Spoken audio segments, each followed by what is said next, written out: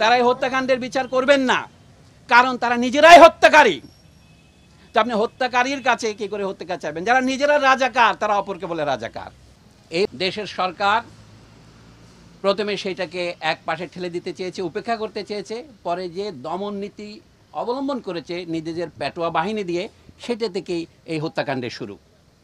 আমরা প্রথমেই পরিষ্কার করে বলতে চাই, এই হত্যাকাণ্ড রাষ্ট্রীয় মদতে হয়েছে, রাষ্ট্রীয় বাহিনীর দ্বারা হয়েছে এবং রাষ্ট্রীয় বাহিনীর সহযোগীদের দ্বারা হয়েছে, যাদেরকে আমরা বলতে পারি প্রাইভেট বাহিনী।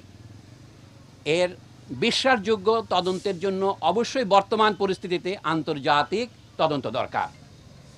আমরা আমাদের নিহত, আহত, গুম হওয়া এবং নির্যাতিত জাতীয় জনগণের পক্ষ থেকে সেই দাবিকে অকুণ্ঠ সমর্থন জানাই। সরকার এখন এই হত্যাকাণ্ডকে জায়েজ করবার জন্যে যে অজুহাত ব্যবহার করছেন, যে তারা মেট্রো রেল স্টেশনে হামলা করেছে, সেতু ভবনে হামলা করেছে, অথবা বাংলাদেশ টেলিভিশন ভবনে হামলা করেছে। আমাদের জ্ঞানী বিশ্লেষকরা যেমন ব্রিগেডিয়ার জেনারেল শাকাওয়াত হোসেন তার পরিষ্কার করেছেন, এইগুলিকে বলা হয় কি পয়েন্ট ইনস্টলেশনস, কেপিআই। এগুলি রক্ষার জন্য সরকার কোনো পূর্ব ব্যবস্থা গ্রহণ করেনি, অথবা করলেও যথাযথ ব্যবস্থা গ্রহণ না করার ফলে এর দায় কে বহন করবে? তাদেরকেই বহন করতে হবে। আর যেখানে গুলি হয়েছে, ধরুন প্রথমেই আবু সাইদ যেখানে নিহত হয়েছে রংপুরে, সেখানে কোন কেপিআই আক্রমণ করেছিল তারা? এখনও সরকারের সর্বোচ্চ মহল থেকে বলা হচ্ছে যে আমাদের উন্নয়নের প্রতীকগুলোকে ধ্বংস করার জন্যে আমাদের রাজনৈতিক বিরোধীরা এই আন্দোলনে ঢুকে পড়েছে।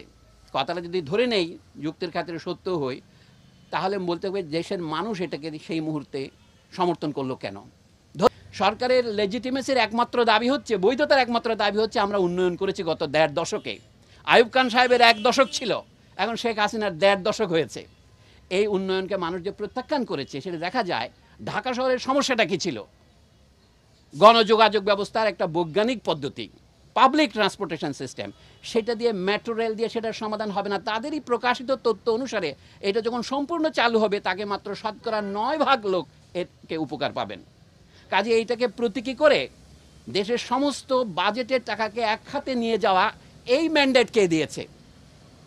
এটা জনগণের সাথে আলোচনা করা হয়েছে। সুতরাং তখন তথাকথিত উন্নয়নের প্রতীকগুলিকে আক্রমণ করে সেটাকে আপনি প্রথমে মনে হবে দুর্ঘটনা, কিন্তু না, এর পেছনে একটা কারণ আছে। আমরা বলেছি সরকারকে ক্ষমা চাইতে হবে, এখন সেই পর্যায়ে পার হয়ে গেছে। এখন জনগণের পক্ষ থেকে ক্রমশ ধ্বনি উঠবে, এই সরকারের ক্ষমতা থাকার অবস্থায় আপনারা কি কেউ বিশ্বাস করেন তারাই ন্যায় বিচার করতে পারবেন?